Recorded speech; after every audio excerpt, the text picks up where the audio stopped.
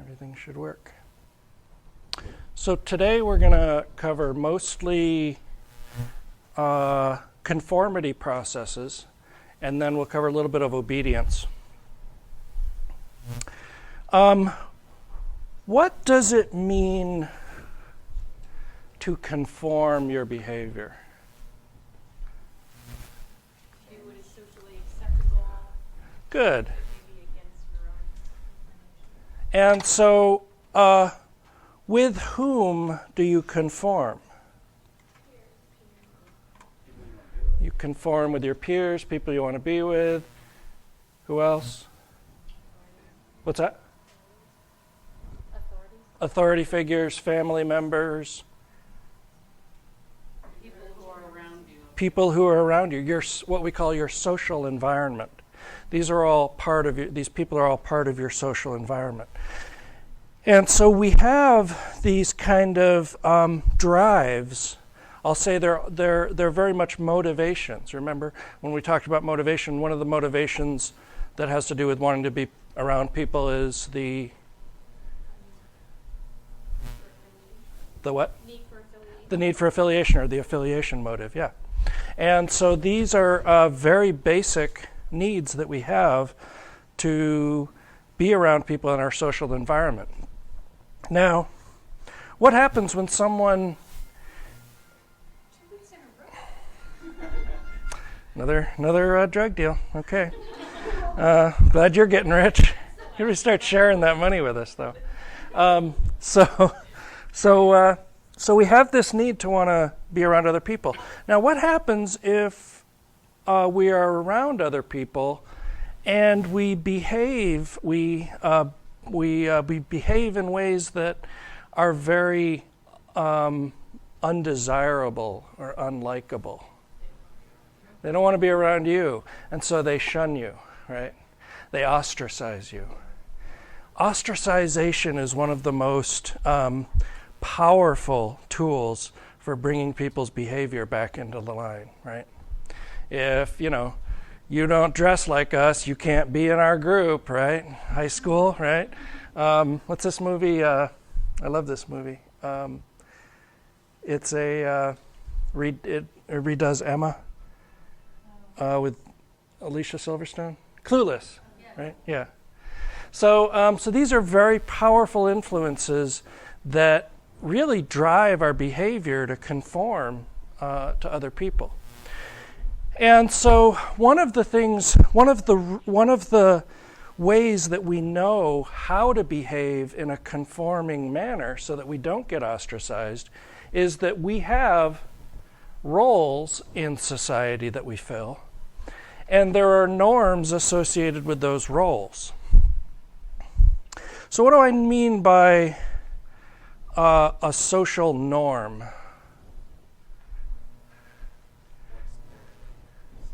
Good. So what's normal, right?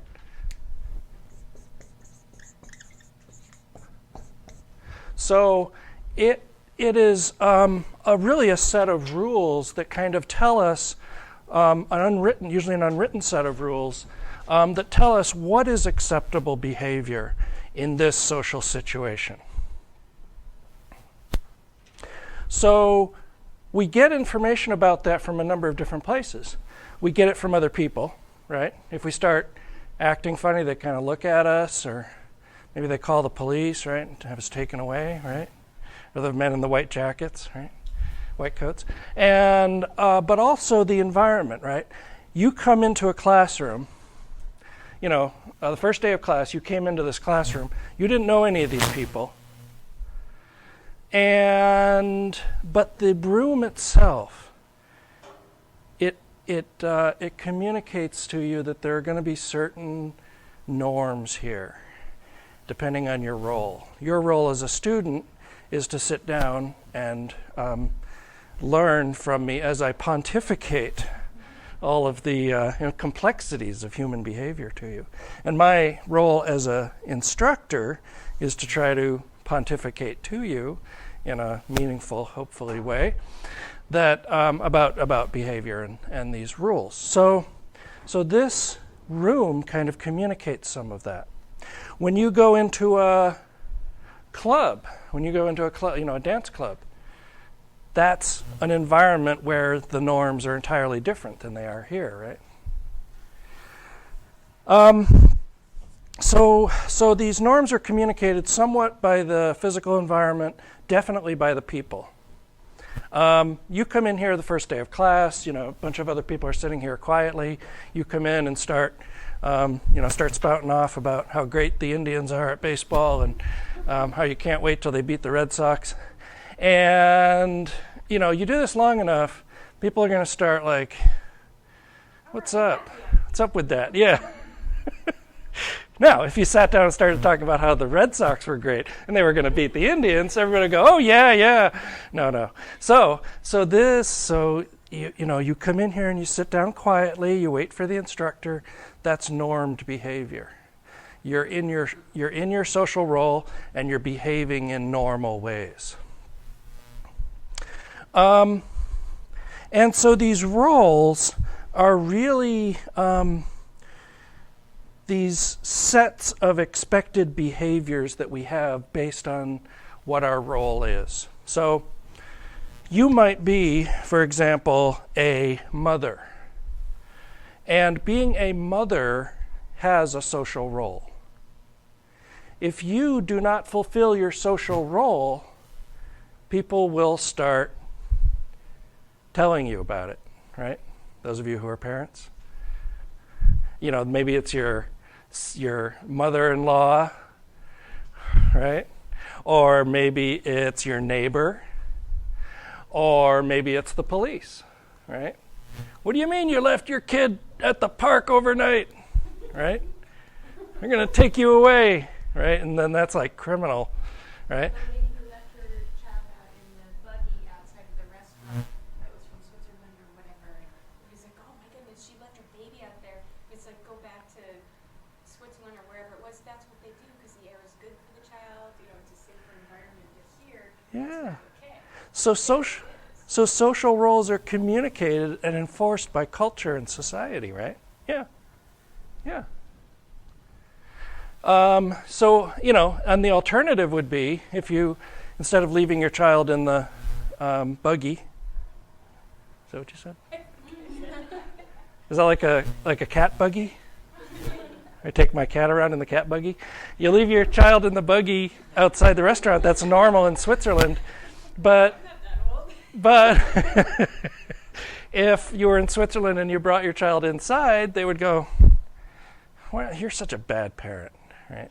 So these roles we have, and we fill these roles, and we're happy to fill them. We feel oftentimes really good when we perform our role appropriately. Even though that may not really be what we want to do, but because we've taken on that role voluntarily or sometimes involuntarily, and we get this positive reinforcement from people when we do behave in that role, we feel good about it. And sometimes we don't. Sometimes we feel constrained. Big boys don't cry, right? And so these roles and norms have both beneficial and deleterious consequences, unpleasant consequences. So, but it's important to know that our attitudes toward ourselves can oftentimes be affected strongly by these roles and whether we do or don't fill them properly. And then, of course, we look at other people in very, we expect them to fill their roles, and if they don't, we tell them. Sometimes very blatantly, sometimes very subtly. Usually very subtly. We'll give a weird look at somebody, right? We don't just snap their head off immediately. But if they persist, we'll increase the pressure to try to bring their behavior back into line. So really, these roles, they're established by culture and society.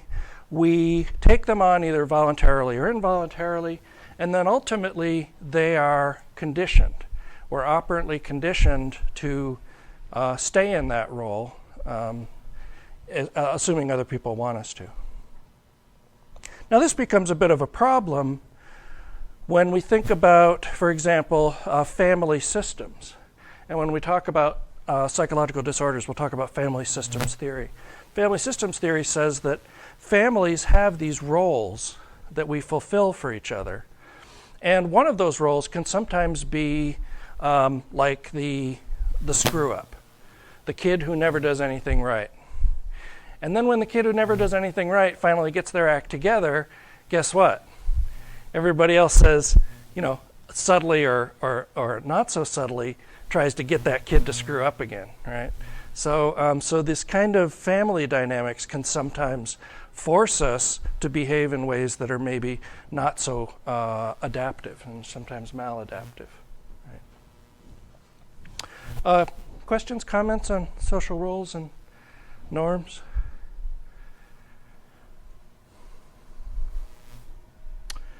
I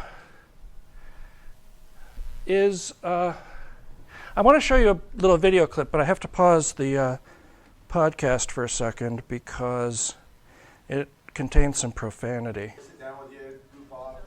Put a condom on your head. Do silly stuff. So what?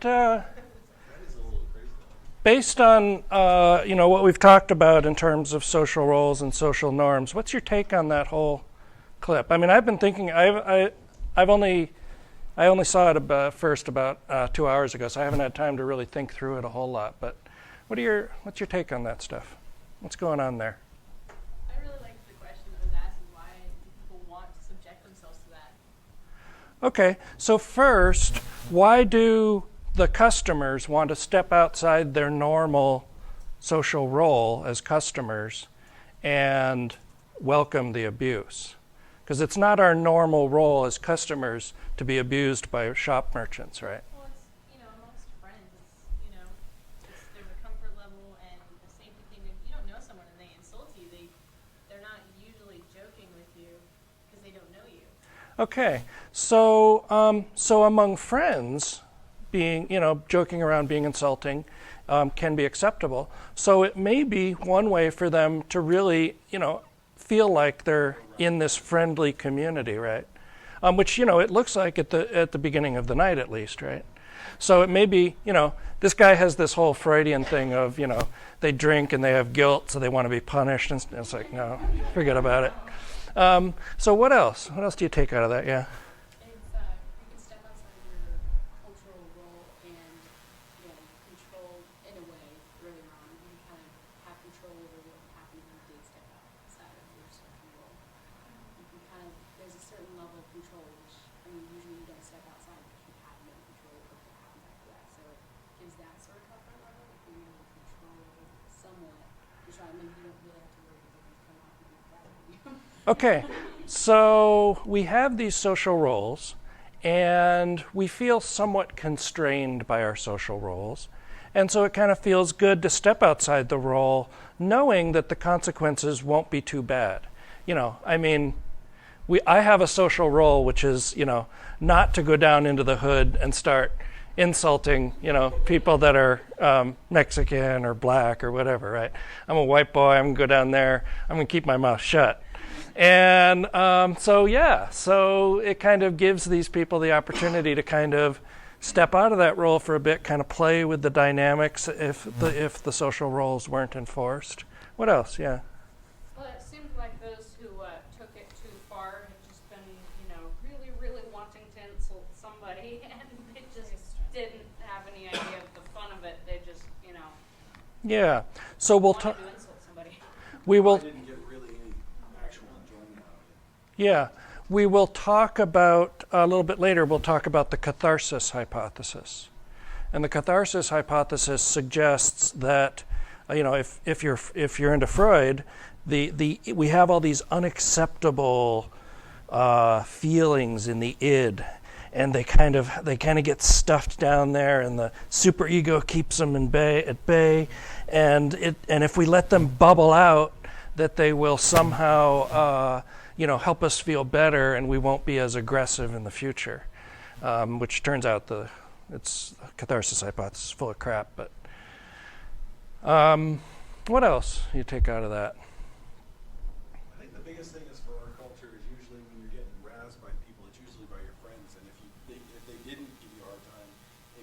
don't care. And Okay. that's my take on just about, that's probably one of the more universal things from at least East Coast to West Coast when a lot of things are not. Okay. And so when you go to some place when they're razzing you know, lightly, then you're like, oh, that must be a friend. I'm feeling like and I'm then in. you get to break down the, hi, you know, you're just like, oh, there's a little more of a trust is extended. Okay. Okay. You know, you're like, hey, I'm human, you're human, who cares? Yeah. Yeah. Like, to some extent, some people probably really do carry those ideas of that bigoted mindset. You know, think of where they said it's located in a rich white neighborhood. You know, Yeah. their ambitions are completely other. Okay. So I think some people really do think. I mean, people do think that way. Okay. So you brought up the idea of inhibitions, right?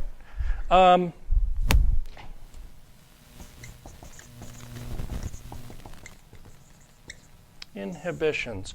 What is it that inhibits their behavior normally?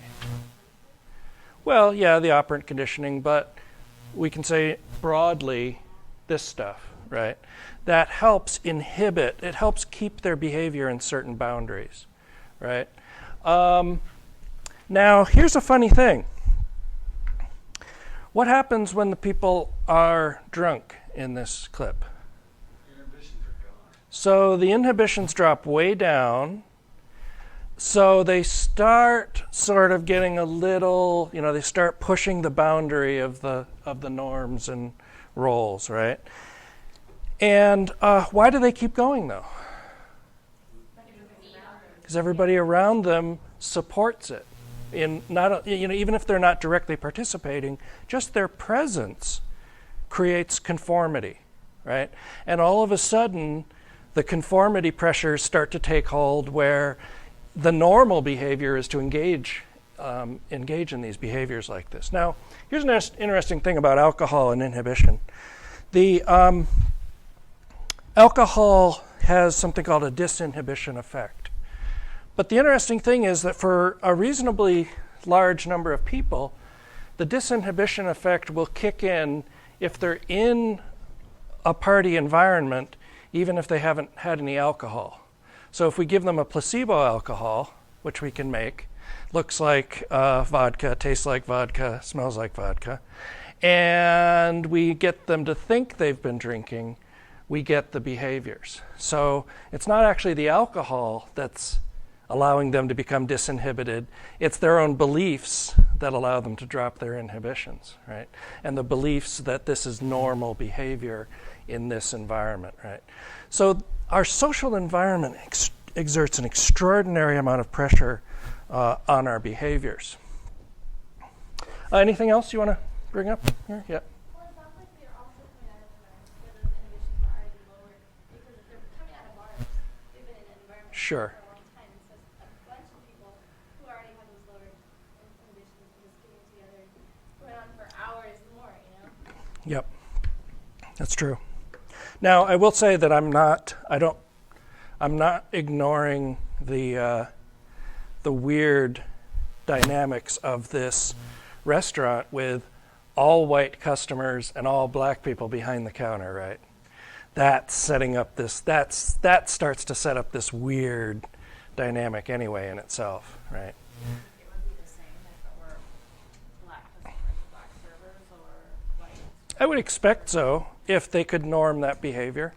I would say that type of razzing goes along no matter what culture I've ever, no matter who, that's like really the one constant thing that happens. Your friends razz you and you build trust from that. And I've seen that in every culture that I've really messed with. Ultimately, the people behind the counter really do have the control. If it goes too far, they can shut the place down and call the cops, right? So there is a certain amount of complicity going on between the people behind the counter and the people in front. But be that as it may. All right. So the other thing that we think about in social psychology is not just that stuff out there, but the stuff inside here too. So the attitudes that we have and the behaviors that may be associated with those attitudes. So when we think about attitudes, we generally tend to think of attitudes as having three different components. One component of attitudes is stuff we think, right? It's cognitions we have about other people, about ourselves, about the situation. And these are generally rational beliefs that we have. If they're irrational beliefs, then we're into abnormal psychology, and that's not the topic of this class. So, feelings, basically emotions, affect, and then actions. So, if attitudes sort of have all of this stuff, do behaviors result from attitudes, or do attitudes result from our behaviors?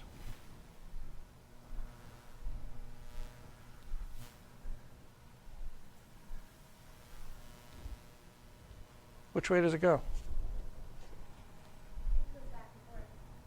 Yeah, give me an example of it going back and forth.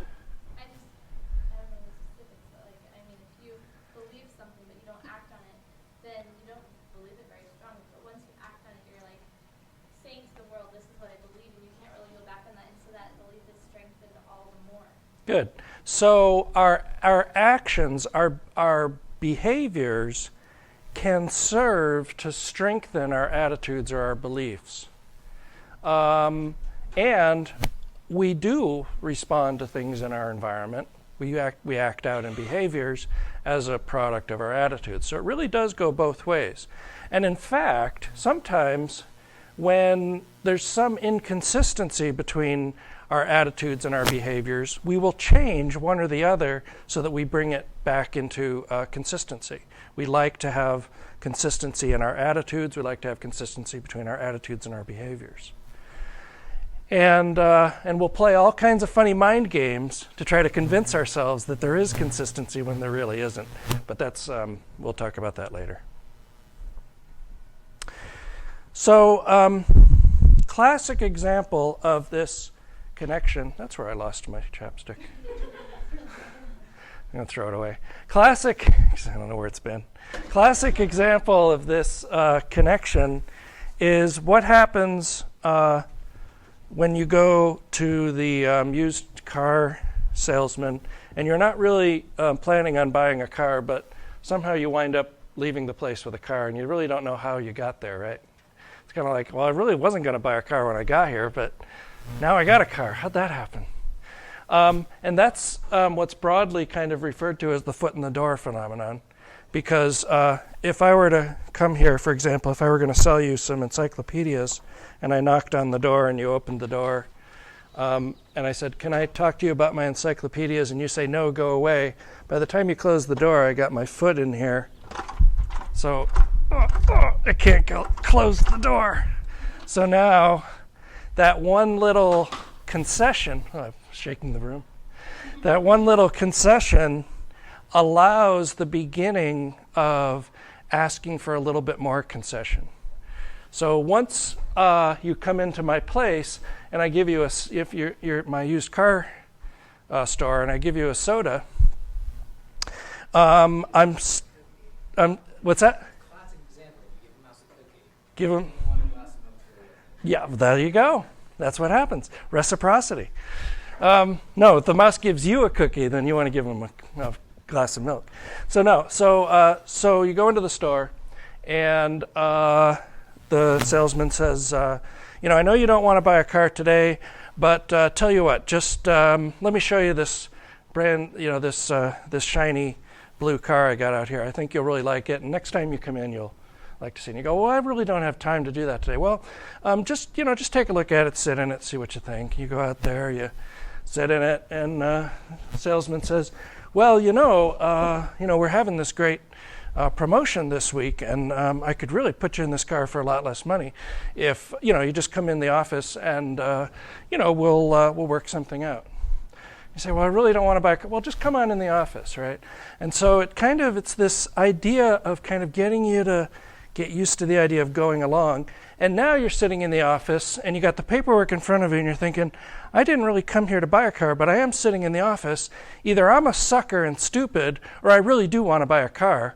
So I'll say, well, maybe I can really do want to buy a car and not want to be a sucker and stupid. And so next thing you know, you're walking out of there with a used car and you hadn't really intended to. That doesn't mean that you don't need a car. Doesn't mean that a car wasn't a good deal. But these are ways of sort of getting you to change your attitude a little bit. And this, another great example of this is what happens when we get people to do things that they really don't believe are the right things to do. And how can we do that? And really, it relies on these same kinds of principles. Basically, get someone to give some little concession, then ask them for a little bit bigger concession, and then ask them for a much bigger concession. And if you ease them into it and you start changing their behavior, their attitude will follow, because they don't want their attitude to be inconsistent with the behavior. And it's easier to change attitudes than behaviors in a lot of cases. Okay, and this is known as cognitive dissonance theory, which we'll talk about later, I think.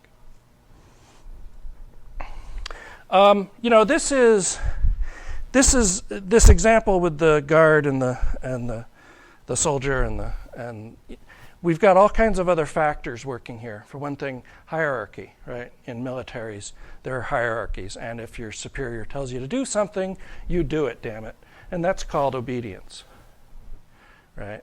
And obedience is a good thing on the battlefield, because you don't want someone to equivocate when you tell them to do something, right? Because you need to have them at the right place at the right time, or else everything falls apart.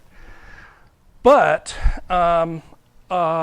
in these kinds of situations, it can set up the opportunity for really awful things to start happening too. Group think.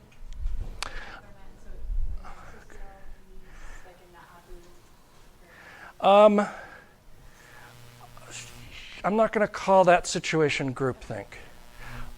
But groupthink does have a lot of these same kinds of conformity pressures. It doesn't have so much of the obedience kind of pressures that in here. Around you by the other soldiers and stuff, the way they're doing, kind of making it seem like, not such a bad thing, even though it's something you'd never do Right. in America or something. All these situations. Right. So what will happen is if we're in a group of people and they start doing something that we think isn't the right thing to do, if they're unanimous, a lot of times we'll just go along with them because we like to get along with people. And it's easier to go along with them than to stand up and be the weirdo that says, hey, stop, we're not doing that. And then they start ridiculing you, right? And then you're like, all right. So incredibly strong pressures for conformity. So as I said, if our attitudes are inconsistent, then something called cognitive dissonance occurs. And Leon Festinger proposed a theory to explain why, how we deal with those kinds of inconsistencies in our beliefs.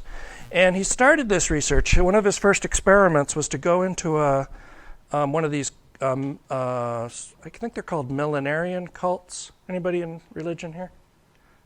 Study religion? These are groups that believe the world is ending. Is that right? Apocalyptic kind of cults.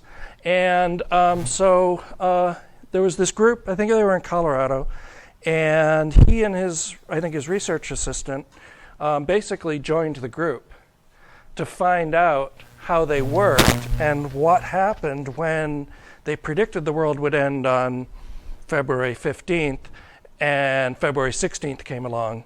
How did they reconcile that inconsistency, right? And what he found was that basically when their attitudes became inconsistent, they started doing all kinds of things to try to explain it away and to try to bring their attitudes back into consistency. And people who smoke go through this all the time. You know, the classic example is smoking. If I smoke cigarettes and I think that I'm the kind of person that doesn't really take unnecessary risks, right? I'm a just average Joe. You know, I don't drive at 90 miles an hour and jump off cliffs with parachutes and stuff, right? I'm just, you know, just going through life doing my thing. But I also know from my learning that smoking causes cancer. So do you see the inconsistency there? So my behavior and my attitudes are inconsistent. So I'm going to have to do one of two things. I'm either going to have to change my behavior or my attitudes. And I need to do that because, according to Festinger, what happens is we get this uncomfortable kind of feeling when we become uncomfortably aroused when we have these inconsistent attitudes. And we have to resolve that discomfort in some way. And to resolve that, as I said, we're going to have to change behavior or we're going to have to change our attitudes. Well, the problem is that changing this behavior is difficult and some would say impossible because of the intensely addictive nature of nicotine, right? It's an extraordinarily addictive drug. Nicotine, the crack form of cocaine, and heroin are probably the three most addictive drugs that we have right now. And so if I can't change that, I'm going to have to change one of these, right? So either I'm going to have to start accepting that I am the kind of person who takes unreasonable risks, and if I think people who take unreasonable risks are not nice people, that's going to create a problem. So maybe I'll change this thought that smoking causes cancer. And I might say, well, you know, yeah, those doctors published all those studies, you know, those thousands of studies, but I won't say thousand. Those doctors published a few studies a long time ago that said smoking caused cancer. But you know what? I read an article just last week that said that apple pie causes problems in digestion. And then another study a week later that said apple pie is fine for you. So those doctors really don't know what they're talking about. They're always publishing contradictory studies, right? So I can smoke. So you change this and you say, well, yeah, not really, right? Or you maybe just ignore it. Maybe think it's going to go away. Go into denial, repression, right? If you want to be a Freudian about it, yeah. What's that? So if I think that if I have this belief that how would the cognitions become inconsistent, though, from the global warming example?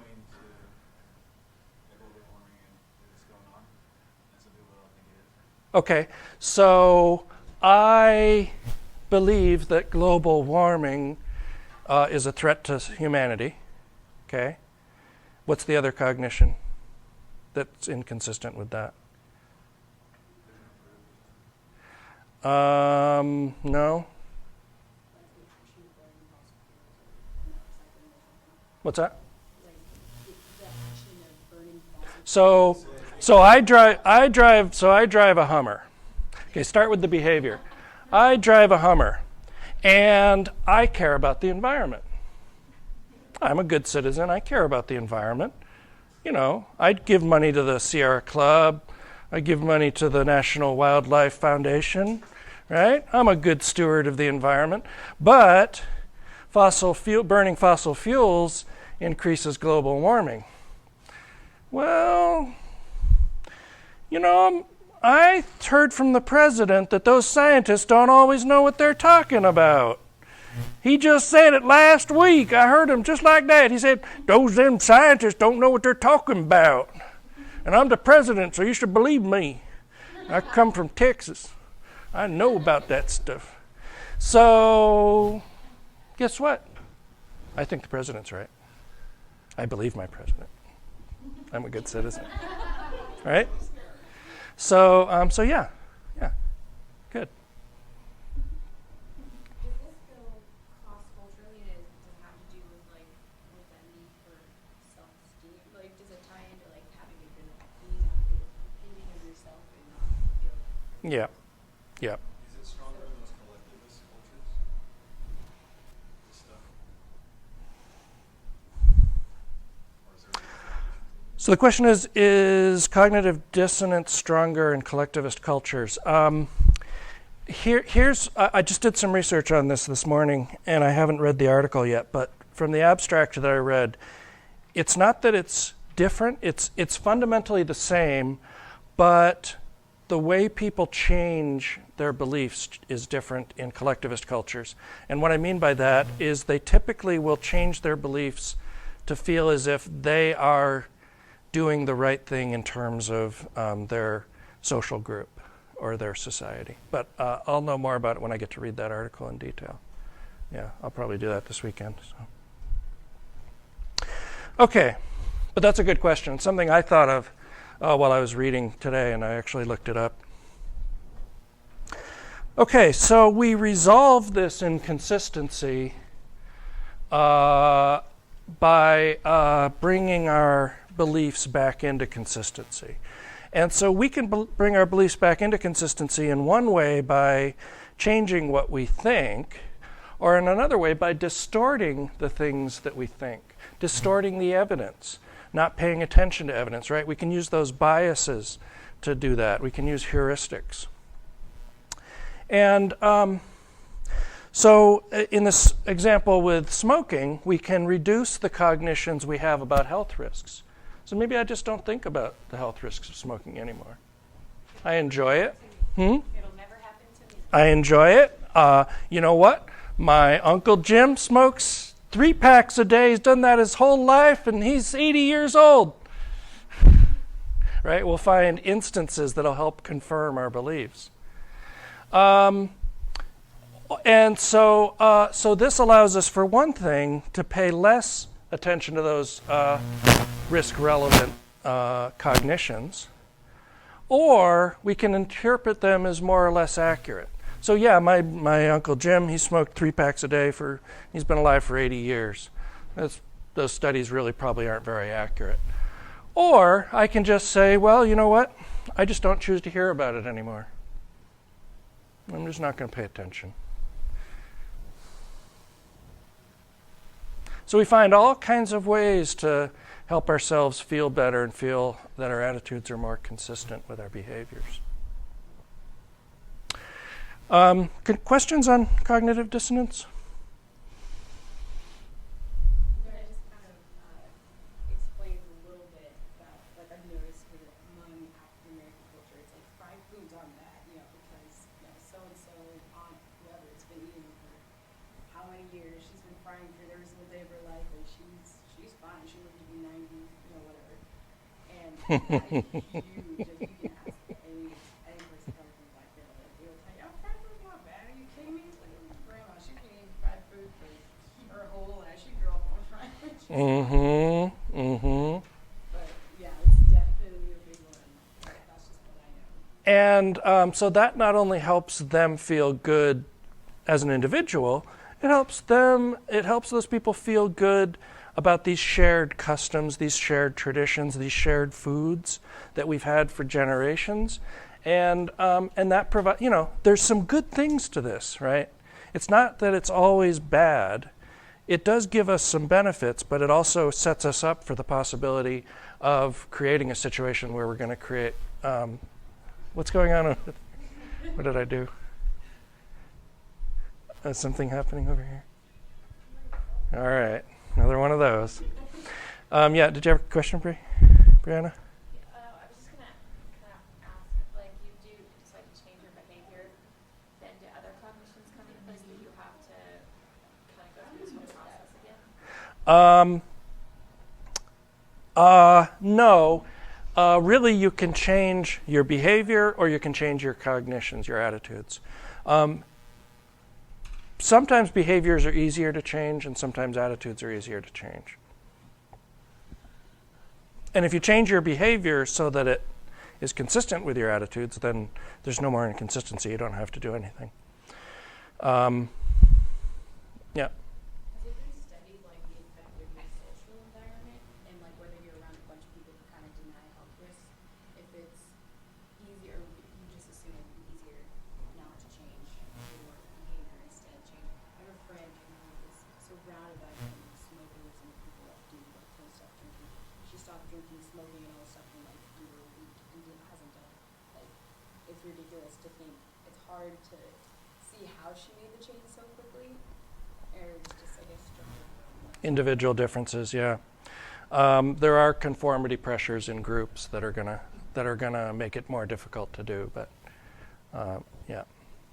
Yep, Frank. I said it sounds like what is it, the arousal thing that, it seems logic based, and I'm wondering because I don't know why maybe I'm grasping at straws, but I guess when in history you see like really strange cultures that don't really make logical sense, and maybe it seems like it's more back in history than now, and I'm wondering if they didn't. Is it basically this is a function of logic through time of people being able to think of this? Oh, it really doesn't make sense. Then I got to change something.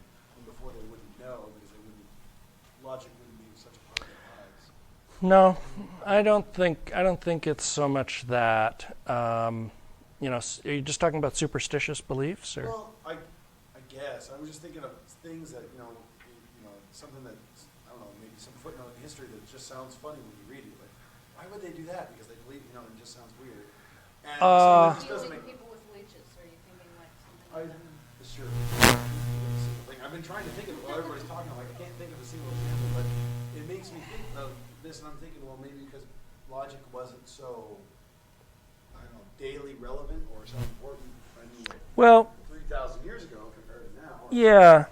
Well, there has been some benefit for, in public education, one of the things that you're taught, well, hopefully, one of the things you learn is critical thinking, and in this class, certainly you're learning about the scientific method and how we test things and how we don't just willy-nilly decide that, leeches are going to cure cancer.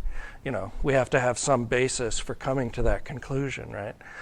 So the advancement of science and the advancement of critical thinking in education is certainly going to have some effects, but I don't know of any kinds of studies that have tried to look at that, but yeah. Because it seems like it has a basic on logic. I wouldn't know any. That's the only subconscious thought process in humans that I can see that has some kind of basis on logic besides just the need to survive. Mm-hmm. Most everything else is pretty stupid, crazy. So. Yeah, well, just because we do crazy things doesn't mean we're crazy. Was it like when my uncle was one of the first Mongol men, and of course he died because he was just like. Oh, I didn't know that. Huh, wow. And but back then, so my pictures of my grandma, like the syrup, like on those big long.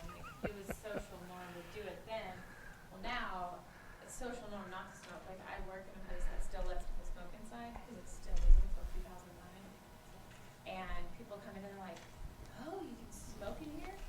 Like, because social norms changed, then all of a sudden we have these struggles that we didn't have before. Yep. That's sort of what you're Yep. Social norms are going to have big effects on it. based on. And then, of course, in the 50s and 60s, the doctors were actually telling people to smoke, but Yeah, that's another what story I- altogether. Why don't we take a break? It's getting on 4 o'clock. I'm starting to run out of juice here. About 10 minutes? Okay, funniest.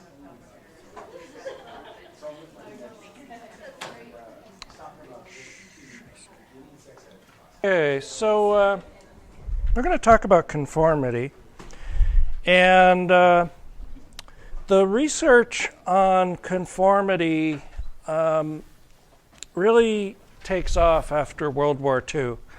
And the social problem or the social question that really spurred some of the research on conformity and ultimately on obedience was how could the regular everyday soldiers that were drafted by the Nazis, these are people off the street, just regular everyday people, how could they engage and be complicit in the atrocities that occurred during the Holocaust, when somewhere between 11 and 13 million people were systematically mass murdered?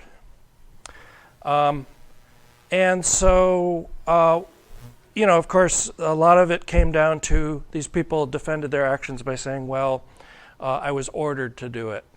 And so one of the proposals after the Nuremberg trials, when these people went on trial for war crimes, was look at all these Germans who did this awful stuff, and all they could say was, I was ordered to do it. And as we all know, Americans wouldn't do such a thing. They would defy these terrible orders. So it must be the German personality. There must be something about the, intrinsic to Germans that would cause them to be able to do these awful things. And of course, social psychologists are not particularly happy about this idea because we believe in the power of the situation over people's behavior more so than individual dispositions. And so a social psychologist named Solomon Asch decided to run a series of experiments to test what kinds of things would get people to go along with a group of other people. How could I get you to go along with something when you really knew that what you were going along with was not correct? So he set up his experimental paradigm. Whoops, I'm not going to show you that. He set up his experimental paradigm, and he set it up as a line length perception experiment. So he advertised for subjects, and they were going to come into a lab and do some line length perception stuff. And what he did was he had 7 subjects. One of those people was the actual subject. The other 6 were, in social psychology, we use the term confederates of the experimenter. They were going along with the experimenter. They were in on the whole thing with the experimenter. And the idea was that all of these confederates, except for the subject, would agree on the line length. And sometimes they would agree that the correct line was the line that was supposed to be answered, and sometimes they would use the wrong answers. Now, the easiest thing to do for me is to show you kind of how this works. And so I dug up a little video clip, and it was done probably, judging by the clothes, I think it was done in like the mid-70s, really bad clothes, mid-70s. And it's a little cheesy in parts, but I think it gives you the idea of how this experiment was run. So I'll let you watch that. The experiment you'll be taking part in today involves the perception of lengths of lines. As you can see here, I have a number of cards, and on each card there are several lines. Your task is a very simple one. You're to look at the line on the left and determine which of the 3 lines on the right is equal to it in length. All right, we'll proceed in this order. You'll give your answer. Only one of the people in the group is a real subject, the 5th person with the white t-shirt. The others are confederates of the experimenter and have been told to give wrong answers on some of the trials. The experiment begins uneventfully as subjects give their judgments. 2, 2, 2, 2, 2, 3, 3, 3, 3. But on the 3rd trial, something happens. 2, 2, 2, 2, 2. The subject denies the evidence of his own eyes and yields to group influence. Why? Asch found subjects went along with the group on 37% of the critical trials. What he found through interviews that they went along with the group for different reasons. 1. 1. They must be right. There are 4 of them and 1 of me. 1. This subject's yielding is based on a distortion of his judgment. He genuinely believes that the group is correct. 1. 1. 1. 2. 1. 2. 2. 2. I know they're wrong, but why should I make waves? 2. In this case, the subject knows he is right, but goes along to avoid the discomfort of disagreeing with the group. Here, the distortion is at the level of his response. 2. 2. 2. 2. In the previous experiment, the naive subject stood alone against the group. In this variation, Ash gave the naive subject a partner, here seated in the 3rd position, who also gives the correct response. 1. 1. 2. 1. 2. With a partner, yielding drops to only 5% of the critical trials compared to 37% without a partner. Although subjects report warmth and good feeling toward the partner, they typically deny that he played a role in their own independence. The partnership variation shows that much of the power of the group came not merely from its numbers, but from the unanimity of its opposition. When that unanimity is punctured, the group's power is greatly reduced. Sometimes we go... So what he finds is that about a third of the time they would go along. Now, the way that the experiments actually ran, this is a little oversimplified. What happened was typically people would fight the group for the first few times, and then they would eventually start just going along with the group. So people do put up a resistance to these conformity pressures, but eventually if the pressure is strong enough and if the right conditions are present, they'll still go along with it. Now, the thing is that if we say that only 33% were willing to go along with the group, that means that 67% of the time they decided not to. Now, as I said, that may be because at the beginning they kind of started fighting things and then eventually they just give in. But there's also the idea that we're all individuals. And so whenever we're studying a phenomenon in social psychology, we're also very careful to know that there are individual differences between people. For example, in the personality topic, we talked about locus of control.